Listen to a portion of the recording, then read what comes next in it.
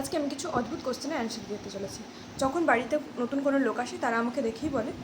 যে কী রে আমাকে চিনতে পারছিস, যদি সত্যি কথা বলে দাও চিনতে পারিনি, তখন এই তো এখান থেকে ছিলি ওখানে থেকে চিনতে পারছিস না, সত্যিটা বলছি বিশ্বাস হচ্ছে না।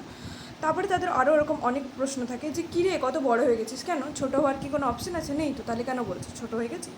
মনে হচ্ছে দেখে। তারপরে তারা দেখে আরও কোশ্চেন করবে কী রে কী করছিস, যদি সত্যিটা বলি যে এই তো বসেছিলাম বা কিছু কাজ করছিলাম,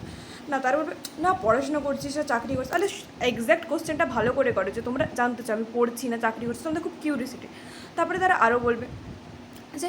কী রে তোর সেই যে বন্ধুটা ছিল, ও ছিল ওর যার সাথে খুব ঘুরতিস সে করতিস, এখন সে আছে, তোমাদের জেনে কী হবে, তোমাদের জেনে কোনো কাজ আছে, তোমাদের কোনো কাজে দেবে ওই জিনিসটা জেনে, না তো তাহলে এত জানতে কেন আসো।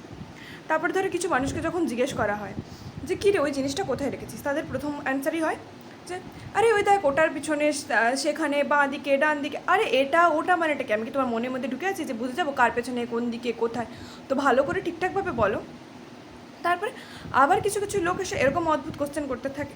কী রে তোদের বাড়ির এই জায়গাটা এরকম কখন সাজালি, এটা কখন করলি, তোমাকে বলে বলে করবো নাকি কাজগুলো যে এটা করছি ওটা করছি, তো এরকম অদ্ভুত কোশ্চেন করবে না।